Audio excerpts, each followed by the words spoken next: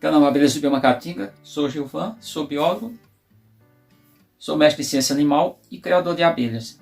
Eu vou aqui falar só de dicas que eu tenho listado para vocês. Vocês vão criar abelhas?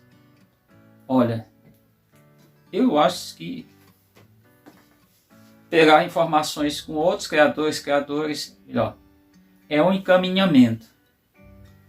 Ver quem é que está criando, como é que está criando, observe bastante. Fazer curso é importante? Sim, pode ser. Tem cursos disponíveis. Mas cuidado, tem muitas informações desencontradas. E uma coisa é a teoria, outra coisa é a prática. Procura saber por conta de que eu já vendi abelha e as pessoas tiveram dificuldades. Uma coisa é lá a prática, é o campo. Outra coisa é eu estar falando. Uma coisa é você pegar o texto, muda de diferente. É outra coisa, é outra situação. E as pessoas tiveram dificuldades de fazer a reprodução das abelhas. Ou seja, de multiplicar. Que até agora passou a falar até que você separar a caixa de camada é multiplicação. Passaram a diria que adotar esse conceito. Então, prestar atenção bastante. Ter um parâmetro sempre é importante. Ver mais ou menos, ler, porque aí nesse caso aí recomendo a literatura. Tem na literatura, não toda, mas tem uma boa parte, inclusive você baixa isso na internet, sobre tamanho de abelhas. Quanto que elas produzem por ano, o local onde elas estão arranchadas, como é o tamanho. Então esse é outro ponto que vocês devem estar bastante atentos. Confecção de caixa. Tem N caixas, tamanho, você vai lá no Mercado Livre, você vai encontrar um monte de caixas. E eu fiz uma prática, só aqui a descrição. As tábuas que eu faço, tem umas que são 14 por 14, tábua de 2 cm de espessura, 14 cm de largura, é a caixa mais usual que eu uso, que é a abelha que eu crio. E corto duas 14 por 14, corto duas 42, tábua todas têm 14 cm de largura. E corto duas com 48, 49, fica relativo, para servir tanto uma área de poço, como usar como pegador. Essa caixa foi com base também no espaço que eu possuía. Pegando a questão da caixa, observar o espaço que você vai colocar. Qual seria o melhor espaço? Um espaço com quebra de vento, tivesse pelo menos 3 partes fechada com paredes de alvenaria, coberta com telha, de preferência telha ecológica, porque as telhas de amianto elas liberam substâncias tóxicas. Pensa nisso. E uma cobertura verde que não é para ser pintada de verde, são plantas, para minimizar a questão da temperatura, principalmente nós estamos no semiárido. Você vê esse print aqui, isso aqui mostra que, apesar de estar lá uma relação de muitos anos de experiência, não tem tanta experiência. Isso é uma demonstração. Esse local não deve estar protegido da chuva, do sol e parcialmente do vento. Porque o vento também incidindo sobre as caixas não é legal. É uma das recomendações. Obedecer. Eu vou falar genérico, eu estou aqui no semiárido, eu como tenho prática, eu faço reprodução das abelhas qualquer período do ano. Mas quem está em locais semiárido é uma outra situação. Quem está em locais que tem um inverno mais rigoroso, não é tão rigoroso no Brasil, mas que esfria, nesse período, uma deixar alimento na abelha, outra não mexer na abelha, que eu digo, para fazer esse processo de reprodução. Porque a abelha está com a reserva e, de preferência, se for possível, alimentar. Quanto à alimentação, eu estou fazendo um vídeo falando sobre o açúcar, eu já falei, mas a quantidade de resíduo que ele possui. Que eu alimento no bebedouro de passarinho, também no tubete, que é a alimentação externa, e deixo uma quantidade enorme, como fosse carbonizado, porque aquilo é o resíduo que vem do processo de industrialização dos açúcares. São muitas indústrias. Lembra que o Nordeste, uma das referências foi o canavial. essa alimentação, eu particularmente só alimento, que é a alimentação mais calórica, só com a garapa de açúcar, porque o mel fica caro. Então eu estou aqui observando a questão do criador. O mel nem sempre, o mel que eu estou falando é o das africanizadas. Nem sempre o criador vai ter condições de custear essa despesa. Isso é fato. O pólen tem que ter muito cuidado, porque depende. Aí você tem que adquirir numa fonte com garantia. Porque se você pegar o pólen, que normalmente é o pólen da africanizada, coletado pelas africanizadas, esse pólen pode, ao invés de melhorar o início da tua formação de uma nova colônia, piorar, matar. Então tem que ficar atento a isso. Tá? Como que fazer? Esse é o processo simples. Eu tenho uma caixa otimizada, uso um plástico, que isso para facilitar o seu, diria, observação no dia a dia. Na tampa, entre a tampa e a caixa, existe um plástico transparente, que é aquele plástico usado em mesa, ou um acetato.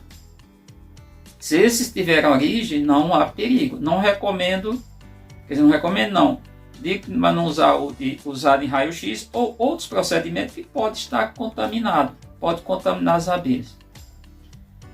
Quando você faz, não precisa, nesse caso, pode até fazer com caixa de camada, não há necessidade de pegar potes de pólen e de mel da abelha mãe, matriz. Outra coisa, não precisa pegar a quantidade disso de crias. Existe até uma indicação que pegar muitos disso de cria vão nascer muitas abelhas e nesse caso não existirá abelhas nutrizes. São falácia, meio falácia. Não sei se falácia, mas não tenho nada de apoio na literatura especializada. Mas estou citando isso. Você pegar um nicho de crias é o suficiente. Como observação, a abelha faz nicho de cria, nem todas. Tem abelhas que fazem formato de cacho de uva. Aí a dificuldade é observar quem é realeira. No caso das melípedas, não se preocupa, você não vai encontrar realeira. No caso das demais espécies, que não pertencem ao gênero melípeda, aí já requer o cuidado de ver a realeira. Às vezes em abelhas, tanto em mirins, são várias, os plebeias são mais de 30 espécies catalogadas, também na jataí, é comum você encontrar uma chamada princesa aprisionada. Se você pegar essa, facilita mais a sua vida, melhor, das abelhas. Tá? No invés de você ficar pegando os potes de alimento da abelha que vai ceder, já está cedendo crias e abelhas adultas, você deve proceder em colocar potes feitos de cera de ápice, mas você também pode fazer misto, pode misturar. Eu faço das duas maneiras. Normalmente eu faço só da cera bruta da ápice, que eu vou diluir no fogo, calo a chama baixa. A partir dali eu vou fazendo os potinhos. Fiz um pedacinho de madeira, mas pode ser a ponta de um cabo de vassoura. Tá? Funciona muito bem. Vai pegar as campeiras da caixa que você está pegando as crias. Faz o seguinte, eu aqui, uma não bater na caixa para fazer estressar as abelhas, não há necessidade. Eu até já expliquei para você pegar lá no chamado técnica do pica-pau. Tem um vídeo aí tá, né, no canal já há 5 anos. Mas não há necessidade disso. Você levanta o plástico acetado, primeiro fecha todas as caixas, no meu caso que estão muito próximas, que estão em torno, mas fecha a caixa que você está pegando essas crias, vai fazer 1 por 1, chamado 1 por 1, e fechar a caixa. E quando pegar o disco de cria, imediatamente vai sair uma quantidade de chamada campeira, são as operárias, mas ali certamente pode sair zangões, se a colônia possuir no momento, pode até sair alguma princesa.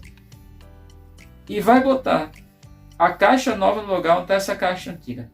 Essa caixa matriz, vamos pensar, você vai transferir. De preferência, se você só tiver uma caixa, deixa ela confinada, no mínimo 8 dias, de 8 a 10 dias, local na casa, não se preocupe porque ela tem reserva para se manter. Ela vai, claro que ali ela vai estar acumulando lá em áreas de lixeira, não é uma absolutamente, pode ser várias, acumulando o material, e quando você abrir é até bom, porque ela vai tirar aquilo ali, vai ficar mais apressada, eu diria, tratar desse termo, para limpar, porque elas são higiênicas, e você não tem prejuízo, porque se você deixar a caixa aberta, essa que já cedeu às crias, e você deu as campeiras, todas as campeiras, todas as abelhas que vão a campo chamadas campeiras, as adultas vão voar e vão para a caixa nova. Logo você vai ter uma grande baixa. Eu não passo nunca passo 3 minutos enquanto as abelhas saem uma quantidade de abelhas.